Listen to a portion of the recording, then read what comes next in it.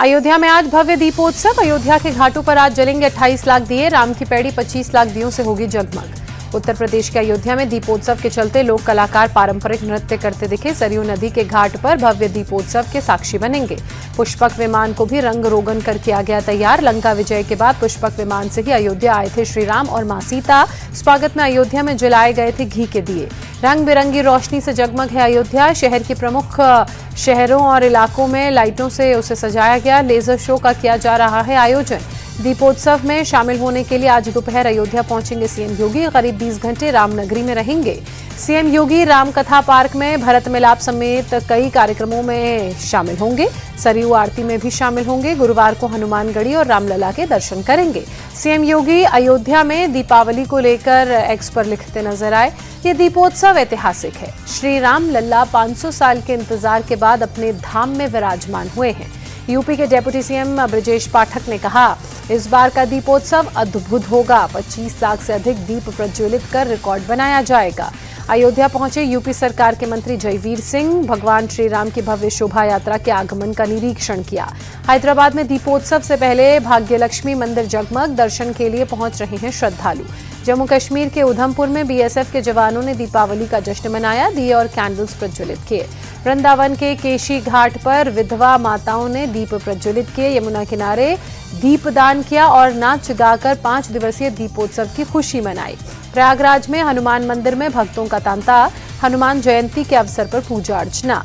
मध्य प्रदेश के ग्वालियर के मार्कंडेश्वर महादेव मंदिर में भक्तों का तांता।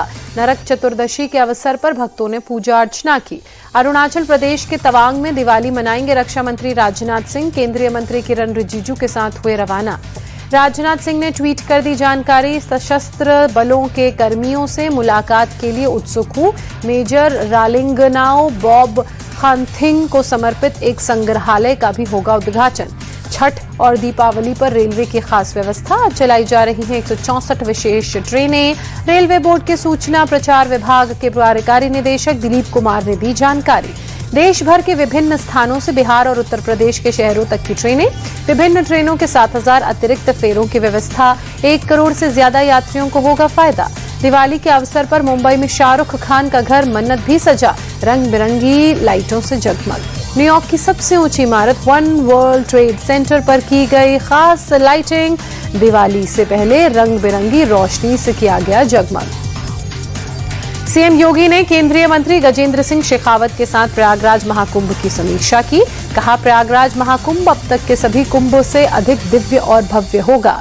महाराष्ट्र के नवी मुंबई लाइट विवाद में एफआईआर। महिलाओं से बदसलूकी धमकी देने पर एफआईआर। सोसाइटी में दिवाली की लाइट को लेकर 2 पक्षों में हुआ विवाद। बकरी ईद के वक्त सोसाइटी में हिंदुओं ने बकरा काटने से मना किया था। अब दिवाली के समय एक खास समुदाय के लोगों ने सोसाइटी कैंपस में लाइट लगाने पर हिंदुओं को रोका। पीएम मोदी का आज से गुजरात का 2 दिवसीय दौरा। सरदार पटेल की जयंती के मौके पर जाएंगे केवड़िया। 280 करोड़ के प्रोजेक्ट्स का करेंगे शिलान्यास। पीएम मोदी आज शाम करीब 5:30 बजे केवड़िया के एकता नगर पहुंचेंगे। शाम 6 बजे 99वें कॉमन फाउंडेशन कोर्स के ट्रेनी स्टाफ को संबोधित करेंगे। पीएम मोदी के कार्यक्रम का विशेष महत्व विशेष इसलिए भी होगा, आत्मनिर्भर और विकसित भारत के लिए ये रोड मैप है। इससे 16 सिविल सेवाओं और भूटान की 3 सिविल सेवा के 653 ट्रेनी ऑफिसर्स इसमें शिरकत करेंगे। पीएम मोदी 31 अक्टूबर की सुबह 7:15 बजे स्टैच्यू ऑफ यूनिटी पर पुष्पांजलि अर्पित करेंगे। राष्ट्रीय एकता दिवस के समारोह में शामिल होंगे। महाराष्ट्र में नामांकन खत्म होने के बावजूद महायुति और महाविकास अघाड़ी में नहीं सुलझा झगड़ा। एमवीए की 10 सीटों पर 1 से ज्यादा उम्मीदवार। महायुति की 3 सीटों पर गठबंधन के उम्मीदवार आमने सामने। मुंबई की मानखुर्द शिवाजी नगर सीट पर महायुति की 2 पार्टियों के बीच फ्रेंडली फाइट होगी। एनसीपी अजीत पवार गुट ने नवाब मलिक को दिया टिकट। शिवसेना शिंदे ने सुरेश पाटिल को बनाया अपना उम्मीदवार। नवाब मलिक के लिए प्रचार करने का सवाल ही नहीं उठता। बीजेपी नेता आशीष शेल्लार का बयान। मुंबई की बोरीवली सीट से बीजेपी के पूर्व सांसद गोपाल शेट्टी ने नामांकन फाइल किया। निर्दलीय चुनाव लड़ेंगे, टिकट कटने से नाराज। गोपाल शेट्टी की बीजेपी को 2 टूक। कहा, नामांकन वापस नहीं लूंगा, पार्टी को जो एक्शन लेना है ले। कामठी सीट से महाराष्ट्र बीजेपी अध्यक्ष चंद्रशेखर बावनकुले ने नॉमिनेशन फाइल किया। महायुति में मनमुटाव से इनकार किया। महाराष्ट्र कांग्रेस अध्यक्ष नाना पटोले ने साकोली सीट से पर्चा दाखिल किया। शिंदे सरकार को किसान और युवा विरोधी बताया। योगेंद्र पवार ने बारामती से चुनाव लड़ने पर शरद पवार ने कहा, लोकतंत्र में सबको चुनाव लड़ने का अधिकार है। महाराष्ट्र विधानसभा की 288 सीटों पर चुनाव के लिए 7,995 उम्मीदवारों ने 10,905 नामांकन दाखिल किए। राज्य चुनाव आयोग ने जारी किया प्रेस नोट। हरियाणा चुनाव पर कांग्रेस के आरोपों को लेकर चुनाव आयोग ने कड़ा जवाब दिया। कांग्रेस को लिखे 1600 पन्नों के लेटर में तमाम आरोपों को खारिज किया। चुनाव आयोग ने कांग्रेस को दी चेतावनी, कहा बेबुनियाद आरोप और बयानबाजी से अशांति और अराजकता का हो सकता है माहौल। मध्य प्रदेश कांग्रेस कमेटी की दूसरी लिस्ट जारी, 84 सेक्रेटरी और 36 ज्वाइंट सेक्रेटरी किए गए नियुक्त। मध्य प्रदेश कांग्रेस की पॉलिटिकल अफेयर्स कमेटी में जीतू पटवारी के साथ कमलनाथ, दिग्विजय सिंह समेत 25 नेता शामिल। राज्यसभा सांसद अशोक सिंह बने रहेंगे कोषाध्यक्ष। बीजेपी नेता राज्यवर्धन सिंह राठौर ने प्रियंका गांधी के बयान पर पलटवार कर कहा, राहुल को भी विदेश यात्रा के दौरान भारत की छवि का रखना चाहिए ख्याल। प्रियंका गांधी ने वायनाड में बीजेपी पर लगाया था आरोप, बीजेपी ने राहुल गांधी की छवि खराब करने के लिए अभियान चलाया, काफी पैसा और संसाधन लगाए। कर्नाटक के हुबली पहुंचे केंद्रीय मंत्री प्रहलाद जोशी, महात्मा गांधी की प्रतिमा पर श्रद्धांजलि अर्पित की। दिवाली के मौके पर पेट्रोलियम कंपनियों ने पेट्रोल पंप डीलर का कमीशन बढ़ाया। खुदरा पेट्रोल और डीजल की कीमत में नहीं होगा कोई बदलाव। केंद्रीय पेट्रोलियम मंत्री हरदीप पुरी ने पेट्रोलियम कंपनियों के कदम का स्वागत कर लिखा, 7 साल की डिमांड पूरी, उपभोक्ता को मिलेगी बेहतर सेवा और पेट्रोल डीजल के दाम में नहीं होगी कोई बढ़ोतरी। जम्मू कश्मीर के अखनूर में तीनों आतंकी ढेर, सुरक्षा बलों का ऑपरेशन खत्म, भारी मात्रा में हथियार, गोला बारूद, बुलेट प्रूफ जैकेट्स बरामद। सेना ने दी जानकारी, ऑपरेशन में ड्रोन और आर्टिफिशियल इंटेलिजेंस का हुआ इस्तेमाल। घने जंगल और ढलाव वाले इलाके में आतंकवादियों तक पहुंचने के लिए इन्फेंट्री कॉम्बैट व्हीकल्स का इस्तेमाल किया गया। दिल्ली में प्रदूषण के चलते AQI बेहद खराब श्रेणी में, आनंद विहार इलाके में स्मॉग की परत नजर आई। दिल्ली के इंडिया गेट इलाके में धुंध की परत, बहुत खराब श्रेणी में एयर क्वालिटी इंडेक्स पहुंचा। दिल्ली के कई हिस्सों में 300 के पार AQI, ITO में सफेद धुंध के साथ बहुत खराब श्रेणी में AQI। दिल्ली में अक्षरधाम मंदिर के आसपास के इलाकों में खराब श्रेणी में AQI, अक्षरधाम मंदिर पर भी धुंध की परत छाई। दिल्ली में यमुना में खत्म नहीं हो रहा जहरीला झाग, 5 दिन बाद शुरू हो जाएगा छठ महापर्व। मुंबई के बांद्रा रिक्लेमेशन में दिखी धुंध की सफेद चादर, इलाके में मध्यम श्रेणी में पहुंची वायु की गुणवत्ता। नोएडा के सेक्टर 74 में निर्माणाधीन लोटस बैंक्वेट हॉल में आग लगी, दमकल की 15 गाड़ियों ने मशक्कत के बाद आग पर काबू पाया। घटना में परविंदर नाम के इलेक्ट्रीशियन की मौत। बैंक्वेट हॉल काफी बड़ा होने से घंटों तक आग को बुझाने का काम चला। रात करीब 3:30 बजे लगी थी आग। नोएडा के कसाना इंडस्ट्रियल इलाके में एनसीबी और दिल्ली पुलिस की कंबाइंड जांच ऑपरेशन में छापेमारी में 95 किलो मेथामेफ्टामाइन बरामद। नशा मुक्त भारत अभियान के तहत एनसीबी का एक्शन, तिहाड़ जेल के वार्डन समेत 4 की गिरफ्तारी।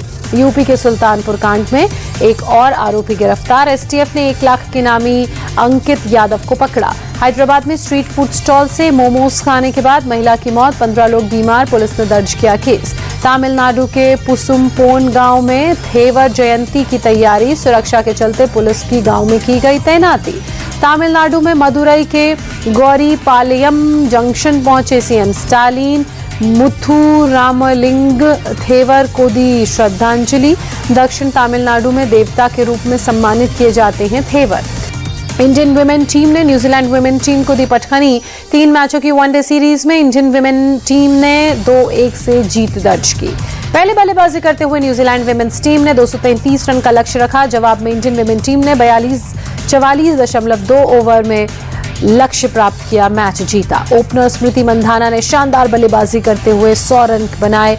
वहीं कप्तान हरमनप्रीत कौर ने 59 रनों की नाबाद पारी खेली। वनडे की गेंदबाजी रैंकिंग में दूसरे स्थान पर क्रिकेटर दीप्ति शर्मा पहुंची। न्यूजीलैंड के खिलाफ वनडे सीरीज में अच्छे प्रदर्शन का मिला इनाम, 687 रेटिंग अंकों के साथ दूसरे स्थान पर काबिज।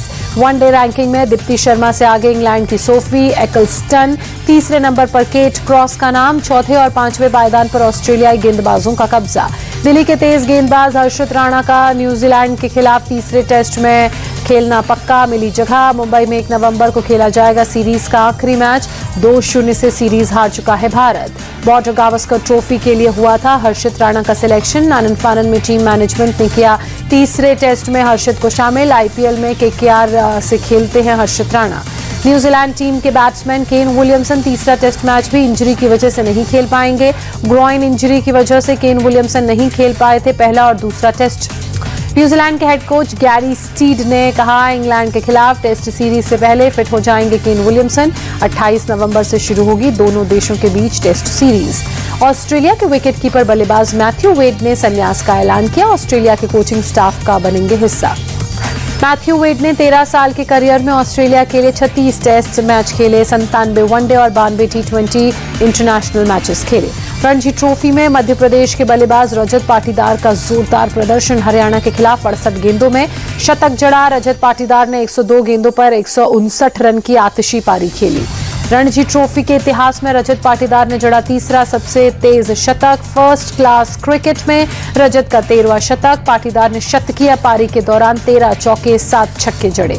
रणजी ट्रॉफी के एलीट मुकाबलों में महाराष्ट्र की मेघालय पर 10 विकेट से जीत। शतक लगाने वाले हर्षल काटे को मिला मैन ऑफ द मैच का खिताब। मुर्तजा ट्रंकवाला ने नाबाद 78 रन की पारी खेली। विदर्भ ने उत्तराखंड को 266 रनों के बड़े अंतर से हराया। यश राठौर बने player of the match. Delhi की छत्तीसगढ़ पर 10 विकेट से जीत। पंजाब का उत्तर प्रदेश के बीच मैच ड्रॉ हुआ। ऑस्ट्रेलिया के खिलाफ 3 मैचों की वनडे और टी20 सीरीज के लिए मेलबर्न पहुंची पाकिस्तान की टीम। मेलबर्न एयरपोर्ट पर बाबर आजम, शाहीन शाह अफरीदी, हारिस रऊफ और नसीम शाह आए नजर। ऑस्ट्रेलिया के खिलाफ सीरीज से पहले पाकिस्तान के कप्तान मोहम्मद रिजवान ने बड़ा बयान देते हुए कहा, ऑस्ट्रेलिया को ऑस्ट्रेलिया में हराएंगे। 4 नवंबर को होगा सीरीज का आगाज। बॉर्डर गावस्कर ट्रॉफी से पहले बदली पर्थ की पिच। सोशल मीडिया पर वायरल हुई तस्वीरें। पिच बदलने की तस्वीर सामने आई। नई पिच पर खेला जाएगा भारत ऑस्ट्रेलिया के बीच पहला टेस्ट मैच।